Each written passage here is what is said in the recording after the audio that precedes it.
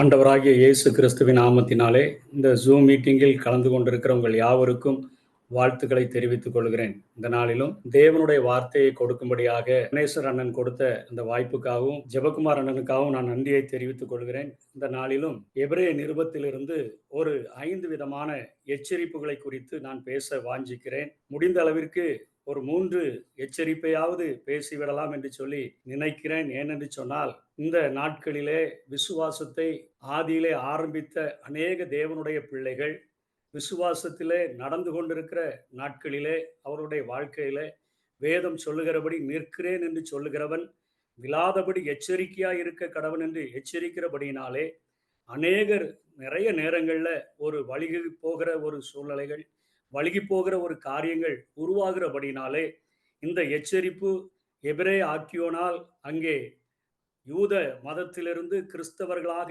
மாற்றப்பட்ட ஜனங்கள் வழுகி போகிற ஒரு சூழ்நிலையிலே அவர்கள் வந்தபொழுது இங்கே எபிரேய ஆக்கியோனினால் கொடுக்கப்பட்ட எச்சரிப்புகளாக காணப்படுகின்றன. கடந்த வாரத்திலே ஒரு அருமையான சகோதரனை சந்தித்து அவரிடத்துல பேச வேண்டும் என்கிற ஒரு பாரம் இருந்த பொழுது அவரை தொடர்ந்து நான் டெலபோன்ல தொடர்பு கொண்ட பொழுது அவரை குறித்து கேள்விப்பட்ட காரியங்கள் அத்தனை வேதனை அளிக்கக்கூடியதாக இருந்தது. ஒரு மிகப்பெரிய ஒரு சபையில ஒரு மியூசிஷியனாக இருந்தவருடைய லைஃப்ல இன்றைக்கு அநேக பின்மாற்றங்கள், அநேக காரியங்களை சொன்னதை குறித்து பார்க்கும் பொழுது இப்படி சந்திக்கிற நிறைய இடங்கள்ல அவருடைய வாழ்க்கையில சோதனைகள் வரும்பொழுது, பாடுகள் வரும்பொழுது, பிரச்சனைகள் வரும்பொழுது அவர்கள் அந்த விசுவாசத்தில் நிற்க முடியாதபடி வழுகி போகிற காரியங்கள் காணப்படுகிறபடினாலே இந்த நாட்களிலே இது சபைக்கு தேவையான, நம் ஒவ்வொருவருக்கும் தேவையான ஒரு எச்சரிப்பின் செய்தியாக இருக்கும் என்கிற ஒரு பாரத்தோடு கூட இந்த செய்தியை உங்கள் மத்தியிலே நான் பேச வாஞ்சிக்கிறேன். இந்த எபிரேய ஆக்கியோன் முதலாக கொடுக்கின்ற எச்சரிப்பானது எபிரேயர் 2வது அதிகாரம் 1ஆம் வசனத்திலிருந்து 4ஆம் வசனம் வரையிலும் கொடுக்கிறார். ரட்சிப்பை அசட்டை பண்ணக்கூடாது என்று சொல்லி முதல் எச்சரிப்பை அவர் கொடுக்கிறதை பார்க்கிறோம். 2வதாக அவர் கீழ்ப்படியாமை அல்லது அவிசுவாசம் கூடாது என்று சொல்லி 3வது அதிகாரத்திலே 7ஆம் வசனத்திலிருந்து 4வது அதிகாரம் 2வது வசனம் வரையிலும் பேசுகிறார். அவிசுவாசம் விசுவாசிகளுடைய வாழ்க்கையில அது வந்துவிடக்கூடாது, அவிசுவாசமுள்ள பொல்லாத இருதயம் வாழ்க்கையில் வந்துவிடக் கூடாது என்று சொல்லி அங்கே எச்சரிக்கிறதை பார்க்கிறோம்.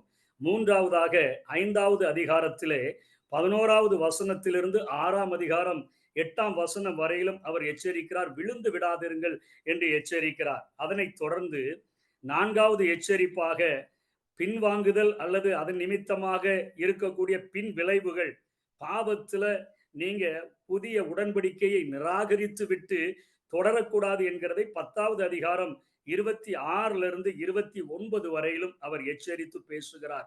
5வது எச்சரிப்பாக புதிய உடன்படிக்கையை தந்த தேவனை ஒவ்வொரு நாளும் நாம் கவனிக்க மறந்துவிடக் கூடாது என்று சொல்லி எபிரேயர் 12வது அதிகாரம் 25வது வசனத்திலிருந்து 29வது வசனம் வரையிலும் எபிரேய ஆக்கியோன் அங்கே யூத மதத்திலிருந்து கிறிஸ்தவர்களாக மாற்றப்பட்ட அந்த ஜனங்களுக்காக, எபிரேயர்களுக்காக அவர் அங்கே எழுதுகிறதை நாம் பார்க்கிறோம். இன்றைக்கு முதல் அவர் எச்சரிப்பாக கொடுக்கக்கூடிய காரியம் என்ன? ரட்சிப்பை அசட்டை பண்ணக்கூடாது என்று சொல்லுகிறதை பார்க்கிறோம். எபிரேயர் 2வது அதிகாரம் 1ஆம் வசனத்திலே, ஆகையால் நாம் கேட்டவைகளை விட்டு விலகாதபடிக்கு அவைகளை மிகுந்த ஜாக்கிரதையாக கவனிக்க வேண்டும் என்று சொல்லி தொடங்குகிறார். நாம் கேட்டவைகளை விட்டு விலகாதபடிக்கு அவைகளை மிகுந்த ஜாக்கிரதையாய் கவனிக்க வேண்டும். வேதம் நம்மை ரட்சிப்பு நிறைவேற பிரயாசப்படும்படியாக நம்மை அழைக்கிறது. முடிவு பரியந்தமும் நிலை நிற்பவனே ரட்சிக்கப்படுவான் என்று வேதம் நமக்கு அது அறிவுரை கூறக்கூடியதாக இருக்கிறது. இங்கே ரட்சிப்பினுடைய மகத்துவத்தை எபிரேய ஆக்கியோன் முதல்ல சொல்லிக் கொடுக்கிறார். இவ்வளவு பெரிதான ரட்சிப்பு, அந்த ரட்சிப்பினுடைய மகத்துவம் என்ன? வேதத்திலே நமக்கு அறிந்து கொள்ளக்கூடிய மிக முக்கியமான ஒரு பொக்கிஷம் ரட்சிப்பு என்பதை இந்த முதல் 4 வசனங்களிலே நாம் புரிந்து கொள்ள முடியும். ஏனெனில் தேவதூதர் மூலமாய் சொல்லப்பட்ட வசனத்துக்கு விரோதமான எந்த செய்கைக்கும் கீழ்ப்படியாமைக்கும் நீதியான தண்டனை வரத்தக்கதாக அவர்களுடைய வசனம் உறுதிப்படுத்தப்பட்டிருக்க. இது எதை சொல்லுகிறார்? யூதர்கள் இஸ்ரவேலர்கள் அவர்களுக்கு கிடைத்த நியாயப்பிரமாணம் தேவதூதர்களால் கொடுக்கப்பட்டது என்று சொல்லி நம்பினார்கள். அதைத்தான் அங்கே ஸ்தேவான் தன்னுடைய பிரசங்கத்திலே சொல்லும் பொழுது அவன் அதை தெளிவாக சொல்லுகிறான். அப்போஸ்தலர் 7வது அதிகாரம் 53வது வசனத்திலே, தேவ தூதரை கொண்டு நீங்கள் நியாயப்பிரமாணத்தை பெற்றிருந்தும் அதை கை கொள்ளாமற் போனீர்கள் என்று சொல்லுகிறதை பார்க்கிறோம். தேவ தூதர்கள் மூலமாக உங்களுக்கு கொடுக்கப்பட்ட அந்த நியாயப்பிரமாணத்தை நீங்கள் பெற்றிருந்தும் கை கொள்ளவில்லை என்று சொல்லுகிறார். கலாத்தியர் 3:19 பவுலப்போஸ்தலன் சொல்லுகிறார், தூதரை கொண்டு மத்தியஸ்தன் கையினாலே கட்டளையிடப்பட்ட நியாயப்பிரமாணம் என்று சொல்லுகிறார். ஆகவே இந்த நியாயப்பிரமாணத்தை கடைபிடிக்காத ஒரு யூதன், ஒரு இஸ்ரவேலன், அவனுடைய அந்த செயலுக்கு தேவதூதர்கள் மூலமாக சொல்லப்பட்ட அந்த நியாயப்பிரமாணத்துக்கு விரோதமாக அவன் கிரியை செய்வான் என்று சொன்னால், அவன் கீழ்ப்படியாமல் இருப்பான் என்று சொன்னால், நீதியான தண்டனை என்று பார்க்கிறோம். யாத்திராகமம் 19வது அதிகாரத்திலே நாம் தண்டனைகளை குறித்து நாம் பார்க்கிறோம். அவர்கள் நியாயப்பிரமாணத்திற்கு கீழ்ப்படியாமல் எதிர்த்து நின்றார்கள் என்று சொன்னால் அவர்களுக்கு தண்டனை கிடைக்கும் என்கிற காரியங்கள் அவர்களுக்கு கொடுக்கப்பட்டதை நாம் வேதத்திலிருந்து நாம் அறிந்து கொள்ள முடியும்.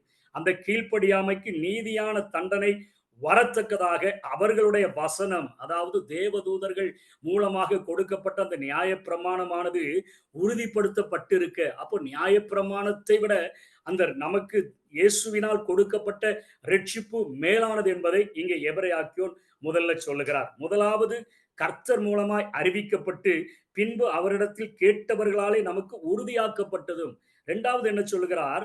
முதலாவது கர்த்தர் மூலமாய் அறிவிக்கப்பட்டது என்று சொன்னால் இயேசு கிறிஸ்துவின் மூலமாக அறிவிக்கப்பட்டது என்று சொல்லுகிறார். மார்க்கு 1வது அதிகாரம் 14-15 இயேசு கிறிஸ்து தான் முதல் பிரசங்கி என்பதை நாம் அறிந்து கொள்ள முடியும். தேவனுடைய ராஜ்யத்தின் சுவிசேஷத்தை பிரசங்கித்து என்று சொல்லி பார்க்கிறோம்.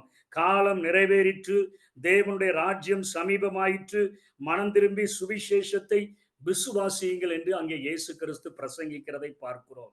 இதைத்தான் இங்கே எபிரேயர் சொல்லும் பொழுது சொல்லுகிறார், முதலாவது கர்த்தர் மூலமாய் அறிவிக்கப்பட்டது.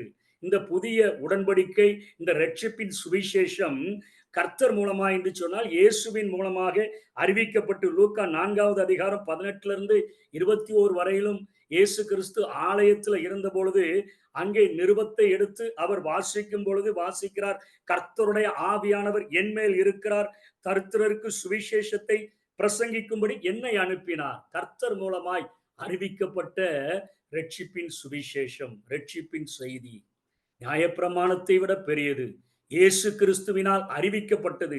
அதற்கு அடுத்தபடியாக சொல்லுகிறார், அங்கே அவரிடத்தில் கேட்டவர்களாலே நமக்கு உறுதியாக்கப்பட்டது. அப்போஸ்தலர்கள், அவரிடத்துல 12 அப்போஸ்தலர்கள் இருந்தார்கள். 11 அப்போஸ்தலர்கள் நிலைத்திருந்தார்கள். ஒருவன் தன்னுடைய பங்கை இழந்து போனான். 11 அப்போஸ்தலர்களும் அவரிடத்துல கேட்டு அதை நமக்கு அறிவிக்கிறார்கள் என்று இங்கே எபிரேயர் சொல்லுகிறார். அதனை தொடர்ந்து சொல்லுகிறார், அடையாளங்களினாலும் அற்புதங்களினாலும் பலவிதமான பலத்த செய்கைகளினாலும். அதாவது இன்றைக்கு இயேசு கிறிஸ்துவின் நாமத்துல அநேக அற்புதங்கள் நடக்கிறது, அநேக அடையாளங்கள் நடக்கிறது, பலவிதமான பலத்த செய்கைகள் இன்றைக்கு சுவிசேஷ கூட்டங்களிலே காணப்படுகிறது, நடத்தப்படுகிறது. இவைகள் எதற்காக? இது சுவிசேஷம் பிரசங்கம் பண்ணுகிற பிரசங்கியாரை பிரசித்தப்படுத்துகிறதற்கு அல்ல, இந்த ரட்சிப்பின் மகத்துவத்தை காண்பிப்பதற்காகத்தான் ஆண்டவர் அற்புதங்களை நடத்தி காண்பிக்கிறார், அடையாளங்களை நடப்பித்து காண்பிக்கிறார், பலவிதமான பலத்த செய்கைகளை அவர் நடப்பித்து காண்பிக்கிறார் என்று இங்கே எபிரேயர் சொல்லுகிறார். முதல்ல தேவதூதர்களின் மூலமாய் கொடுக்கப்பட்ட நியாயப்பிரமாணத்தை காட்டிலும் மிகவும் பெரிதான ஒரு ரட்சிப்பு என்று சொல்லுகிறார். கர்த்தர் மூலமாய் அறிவிக்கப்பட்டது, இயேசுவே அறிவித்த காரியம் என்று சொல்லுகிறார். இயேசுவினிடத்தில் கூடவே தங்கி கற்றுக்கொண்டவர் அவர்கள் அறிவிக்கிற காரியம் என்று சொல்லுகிறார். அந்த அப்போஸ்தலர்கள் அற்புதங்களினால அடையாளங்களினால பலவித பலத்த செய்கைகளை செய்தார்களே. பேதுருவும் யோவானும் ஆலயத்திற்கு கடந்து செல்லுகிற அந்த நேரத்துல கூட அவர்கள் பிரபி சப்பானியை அவர்கள் எழும்ப பண்ணுகிறார்கள். பேதுரு நடந்து போகையில் அவனுடைய நிழலாகிலும் பட்டு வியாதியஸ்தர்கள் சுகமாகும்படியாக வியாதியஸ்தர்களை படுக்கையின் மேல கிடத்தி அங்கே வைக்கிறதை பார்க்கிறோம். இதற்கெல்லாம் காரணம் என்ன? பேதுருவ பெரிய ஹீரோவாய் ஆண்டவர் காட்டுகிறதற்காக அல்ல. யோவானை பெரிய ஆளாய் காட்டுகிறதற்கு அல்ல. அங்கே பவுல் அப்போஸ்தலன் பிரசங்கத்தை கேட்டுக்கொண்டிருந்த ஒருவன் மாடியிலிருந்து கீழே விழுந்த உடனே அவனை கீழே இறங்கி அவனை அணைத்து கொண்ட போது அவனுடைய உயிர் அவனுக்குள்ள திரும்பி வந்ததே பவுலை பெரிய ஹீரோவாய் மாற்றுகிறதற்கு அல்ல. ரட்சிப்பின் சுவிசேஷம் அத்தனை முக்கியத்துவம் வாய்ந்தது என்பதை மனுக்குலத்திற்கு காட்டும் வண்ணமாக, ஏனென்று சொன்னால் தேவனிடத்திலிருந்து மனிதனை பிரிக்கக்கூடிய மிகப்பெரிய ஒரு சக்தி பாவம். அந்த பாவத்தின் தண்டனையிலிருந்து, அந்த பாவத்தின் பிரசன்னத்திலிருந்து மனிதனை விடுதலை பண்ண வேண்டும். தேவனோடு கூட சமாதானம் பெற்ற மனிதர்களாக வாழ வேண்டும் என்பதற்காகத்தான் இந்த மகத்தான ரட்சிப்பை குறித்து எபிரேயர் இத்தனை முக்கியத்துவப்படுத்தி பேசுகிறதை பார்க்கிறோம். அடையாளங்களினாலும் அற்புதங்களினாலும் பலவிதமான பலத்த செய்கைகளினாலும். அடுத்தால சொல்றாரு, தம்முடைய சித்தத்தின்படி பகிர்ந்து பரிசுத்தாவின் வரங்களினாலும். பரிசுத்த ஆவியானவர் இன்றைக்கு 9 வரங்களை இன்றைக்கு சபைகளுக்கு தந்திருக்கிறார். 9 வரங்கள் கொடுக்கப்பட்டிருக்குது. இந்த வரங்கள் எதற்காக கொடுக்கப்பட்டிருக்குது? கொஞ்ச நேரம் அந்நிய பாஷையை பேசி கொஞ்சம் சந்தோஷமாய் மகிழ்கிறதற்காக அல்ல. தீர்க்க தரிசனத்தை சொல்லி நான் பெரிய தீர்க்கதரிசி என்கிற ஒரு பட்டத்தை போடுகிறதற்கு அல்ல. நான் பெரிய ஆள் என்று என்னை காண்பிப்பதற்கு அல்ல. ஆவியானவர் தம்முடைய சித்தத்தின்படி பகிர்ந்த அந்த ஆவியினுடைய வரங்கள் எதற்காக? ரட்சிப்பினுடைய மகத்துவத்தை எடுத்துரைப்பதற்காக. எத்தனை காரியங்களை சொல்லி அந்த ரட்சிப்புக்கு நேராக எபிரேய அந்த மக்களை அவர் வழி நடத்துகிறார். ஆபிரகாம் தான் முதலாக எபிரேயன் என்று சொல்லி அழைக்கப்பட்டவன். ஆதியாகம புத்தகத்திலே பார்க்கிறோம். ஆபிரகாமின் வம்ச வரலாற்றிலே வந்த அந்த ஜனங்கள் ஆண்டவராகிய இயேசு கிறிஸ்துவை வாஞ்சியோடு கூட ஏற்றுக்கொண்ட பொழுது இப்பொழுது அவர்களுக்கு நிறைய பிரச்சனைகள். சடங்காச்சாரங்களை செய்யணுமா வேண்டாமா, நியாயப்பிரமாணத்தினுடைய பலிகளை செலுத்தணுமா வேண்டாமா, விருத்த சேதனம் பண்ணணுமா வேண்டாமா, நிறைய காரியங்கள் அவர்களுக்கு கள்ள உபதேசங்களாக அவர்களை நெருக்கி கொண்டிருந்தபடினாலே, வழுகி போகக்கூடிய சூழ்நிலைகள் அவர்களுக்குள்ளாய் உருவாகிறதை நினைத்தபடினாலே மகத்தான ரட்சிப்பை குறித்து எபிரேயர் இத்தனை அடைமொழிகளை கொடுக்கிறதை பார்க்கிறோம். தேவன் தாமே சாட்சி கொடுத்ததுமாய் இருக்கிற அங்கே இயேசு கிறிஸ்துவை குறித்து தேவன் சொல்லுகிறார், இவர் என்னுடைய நேசகுமாரன், இவருக்கு செவி கொடுங்கள் என்று சொல்லி. இவருக்கு செவி கொடுங்கள். மறுரூப மலையில அங்கே மோசேயை பார்க்கிறாங்க, எலியாவை பார்க்கிறாங்க. அவங்க எல்லாம் இஸ்ரவேலர்களுக்கு பெரிய ஹீரோக்கள். எலியா மிகப்பெரிய தீர்க்கதரிசி, மோசே மிகப்பெரிய ஒரு நியாயாதிபதியாக அவர்களை வழிநடத்தினவர். அத்தனை மிகப்பெரிய தலைவர்கள் அங்கே இயேசுவை சந்திக்கிறதாக சீஷர்கள் அங்கே அந்த மறுரூப மலையிலே பார்க்கிறார்கள். அங்கே ஒரு சத்தம் கேட்கிறது, இவர் என்னுடைய நேசகுமாரன், இவருக்கு செவி கொடுங்கள் என்று சொல்லி. அதாவது தேவன் தாமே சாட்சி கொடுத்ததுமா இருக்கிற இவ்வளவு பெரிதான ரட்சிப்பை குறித்து நாம் கவலையற்று இருப்போமானால் தண்டனைக்கு எப்படி தப்பித்துக் கொள்வோம்? அவருடைய வாதம் என்ன? எபிரேயர் வாதம் என்ன? நியாயப்பிரமாணம் தேவதூதர்களினால் கொடுக்கப்பட்டது. அதற்கே கண்ணுக்கு கண் பல்லுக்கு பல் என்கிற தண்டனைகள் எல்லாம் நிறைவேற்றப்பட்டத. கல்லெறிந்து கொலை செய்யப்பட்டார்களே, அந்த தண்டனைகள் அந்தந்த நாட்களிலே நிறைவேற்றப்பட்டதே. ஆனால் அதை காட்டிலும் மேலான மிக பெரிதான ஒரு ரட்சிப்பு. இந்த ரட்சிப்பு கர்த்தர் மூலமாய் அறிவிக்கப்பட்டு அவரிடத்தில் கேள்விப்பட்டவர்களால நமக்கு உறுதியாக்கப்பட்டு அற்புதங்களினால அடையாளங்களினால பலவிதமான பலத்த செய்கைகளினால நமக்கு கொடுக்கப்பட்ட, அதே போல அங்கே பரிசுத்த ஆவியானவர் பகிர்ந்த 9 வரங்களினாலே உறுதிப்படுத்தப்பட்ட தேவன் தாமே சாட்சி கொடுத்த இவ்வளவு பெரிதான ரட்சிப்பை நமக்கு தந்திருக்கிறாரு. இந்த ரட்சிப்பை நம்ம அசட்டை பண்ணினா தண்டனைக்கு எப்படி தப்பித்துக் கொள்வோம்? இதுதான் முதல் ரட்சிப்பு. இன்றைக்கு அநேகர் வழி விலகி போகிற சூழ்நிலைகளை நம்ம பார்க்க முடிகிறது. இன்னைக்கு ஏனோதானோன்னு சொல்லி வாழ்கிற சூழ்நிலைகளை பார்க்க முடிகிறது. ஆசீர்வாதங்களுக்காக மாத்திரம் ஆண்டவரை பின்பற்றுகிற சூழ்நிலைகளை பார்க்க முடிகிறது. இன்றைக்கு மனிதன் உலகம் முழுவதையும் ஆதாயப்படுத்தினாலும் தன்னுடைய ஜீவனை நஷ்டப்படுத்தினால் அவனுக்கு லாபம் என்ன என்று சொல்லித்தான் வேதம் கேட்கிறது. ஆகவே இந்த ரட்சிப்பு இவ்வளோ பெரிதான ரட்சிப்பு.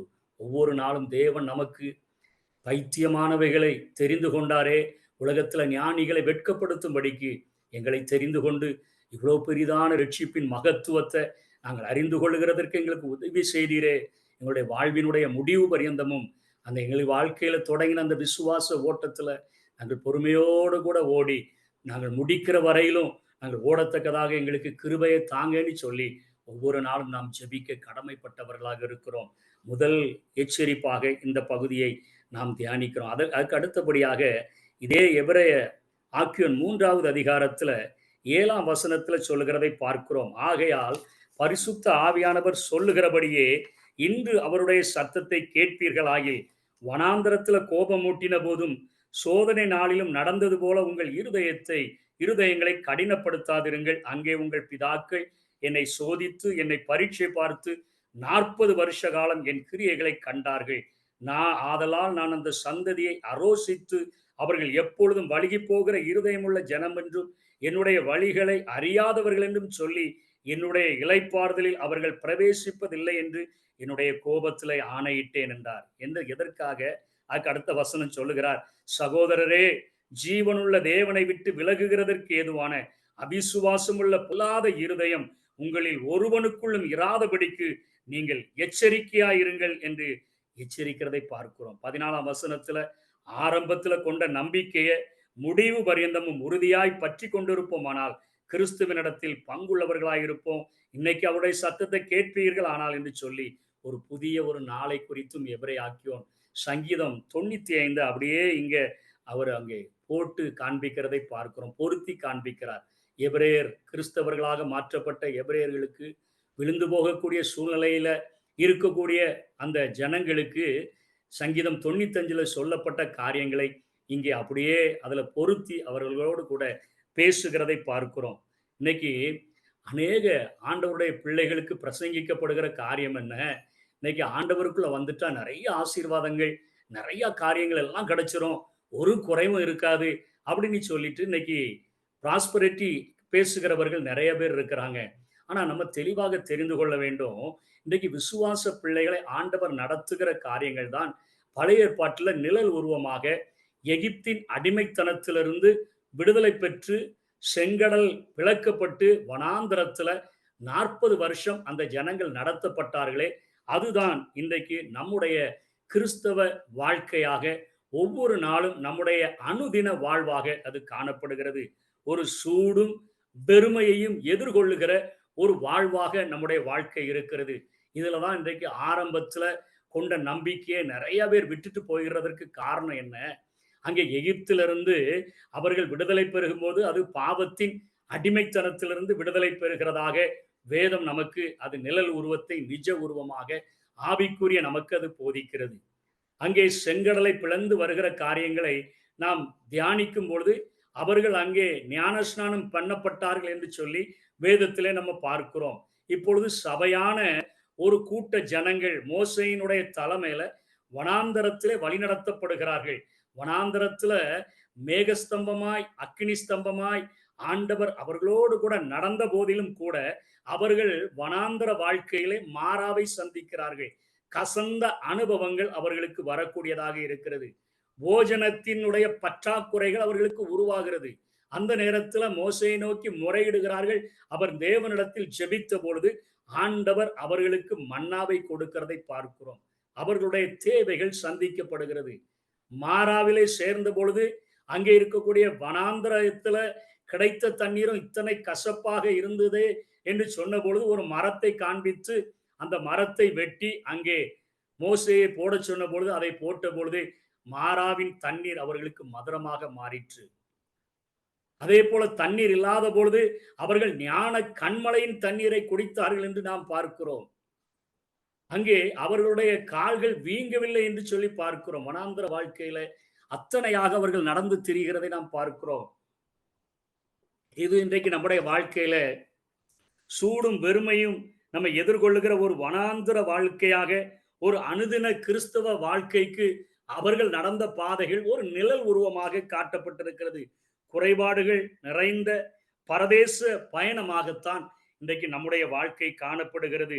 இன்றைக்கு நம்ம கூடாரங்கள்ல வாழ்கிற நம்ம ஒரு விண்ணகத்தை நோக்கி, ஒரு பரம கானானை நோக்கி, அவர்கள் எப்படி பாலும் தேனும் ஓடுகிற கானானை நோக்கி அவர்கள் பிரயாசப்பட்டு அவர்கள் பிரயாணப்பட்டார்களோ அதே போலத்தான் நம்ம பிரயாசப்பட்டு பிரயாணப்படும்படியாக பரம கானானை நோக்கி நாம் செல்லும்படியாகத்தான் நாம் அழைக்கப்பட்டிருக்கிறோம்.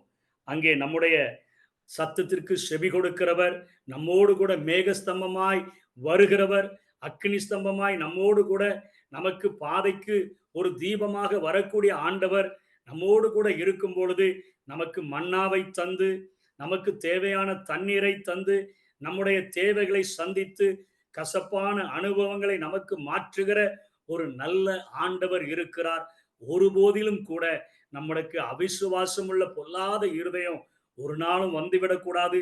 முறுமுறுக்கிற கிறிஸ்தவர்களாக நம்ம ஒரு நாளும் இருந்துவிடக்கூடாது. 40 வருடங்கள் அவர்கள் நடந்த பொழுது ஒரு தலைமுறை அங்கிருந்து கிளம்பின அந்த முதல் தலைமுறை முழுவதுமே அங்கே கடந்து செல்ல முடியாதபடி மாறிவிட்டதை பார்க்கிறோம். அவர்கள் எல்லாரும் அவிசுவாசத்தினாலே குற்றவாளிகளாக்கப்பட்டு தேவன் வாக்குத்தத்தம் பண்ணின ஆசீர்வாதங்களை பெற்றுக்கொள்ள அவர்கள் தவறுகிறதை பார்க்கிறோம். ஆகவே தான் சங்கீதம் 95 எழுதப்பட்ட காரியம் 7 11 வரையில் உள்ள வசனத்தை தான் இங்கே எபிரே ஆக்கியோன் தன்னுடைய அதிகாரத்துல 3வது அதிகாரத்துல அவர் அப்படியே பொருத்தி காண்பிக்கிறார். அங்கே சங்கீதக்காரன் இன்னொரு அருமையான ஒரு தீர்க்க தரிசனத்தை சொல்லுகிறார். இன்று அவருடைய சத்தத்தை கேட்பீர்களாயில் வனாந்தரத்துல கோபம் ஊட்டினது போல சோதனை நாட்களில் நடந்தது போலவும் உங்களுடைய இருதயத்தை கடினப்படுத்தாதிருங்கள். நம்முடைய வாழ்க்கையில குறைவுகள் வரும் பொழுது ஒத்தாசை அனுப்புகிற பரலோகத்தை நோக்கி நாம் பார்க்கும்படியாய் அழைக்கப்பட்டிருக்கிறோம். தேவைகள் பெருகும் பொழுது நமக்காக எல்லா காரியங்களையும் செய்து முடித்த அவருடைய நாமத்துல பிதாவை நோக்கி வேண்டுதல் செய்யும்படியாய் அழைக்கப்பட்டிருக்கிறோம். நமக்காக மகா பிரதான ஆசாரியராக பிதாவினுடைய சன்னிதானத்தில் நின்று வேண்டுதல் செய்கிறவரை நோக்கி நாம் பார்க்கும்படியாக அழைக்கப்பட்டிருக்கிறோம்.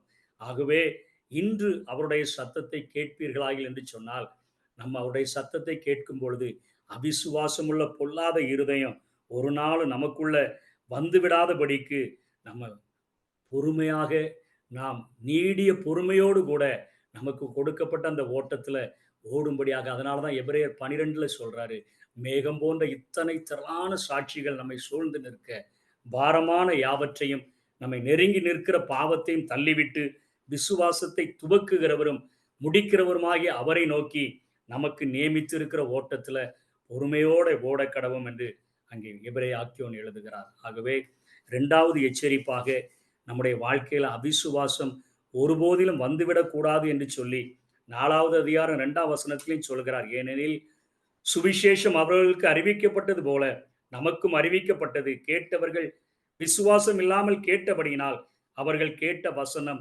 அவர்களுக்கு பிரயோஜனப்படவில்லை. அதுக்கு முந்தின வசனத்துல உங்களில் ஒருவனும் அதை அடையாமல் பின்வாங்கி போனவனாக காணப்படாதபடிக்கு பயந்திருக்க கடவும். 2வது எச்சரிப்பாக அவிசுவாசம் கூடாது. அவிசுவாசம் உள்ள பொல்லாத இருதயம் நமக்குள்ள வந்துவிடக்கூடாது.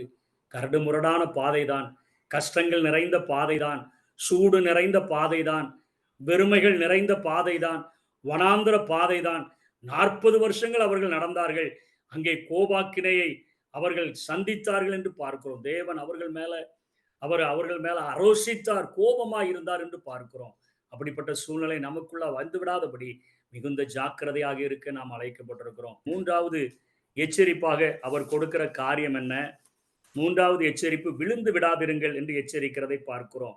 இதை 5வது அதிகாரம் 11வது வசனத்துல நம்ம பார்க்கும் பொழுது விழுந்து விடாம இருக்க இங்க பார்க்கிறோம். முதல்ல 5ஆம் அதிகாரம் 11 தொடங்குகிறது. என்ன சொல்றாருன்னா, கொஞ்சம் நான் விஸ்தாரமா உங்களிடத்துல மெல்கிசேதேக்கை பத்தி பேசலான்னு நினைக்கிறேன். ஆனால் நீங்கள் கேள்வியில் மந்தம் உள்ளவர்களா இருக்கிறபடினால நான் அதை பேசுகிறது கொஞ்சம் கஷ்டமான ஒரு காரியம். காலத்தை பார்த்தா நீங்கெல்லாம் போதகர்களா இருந்திருக்கணும். ஆனால் உங்களுக்கு தேவனுடைய வாக்கியங்களின் மூல உபதேசங்களை மறுபடியும் உபதேசிக்க வேண்டியதா இருக்கிறது.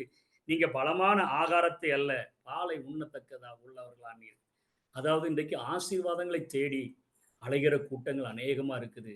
இன்னைக்கு சபையினுடைய ஊழியர்கள், சுவிசேஷகர்கள், இவர்கள் எல்லாருடைய ஒரே ஒரு அந்த மேய்ப்பர்களுடைய குறைபாடுகள் என்ன சபையில இருக்குன்னு கேட்டா, ஆசீர்வாத கூட்டம்னு போட்டாங்கன்னா நிறைய கூட்டங்கள் போறாங்க.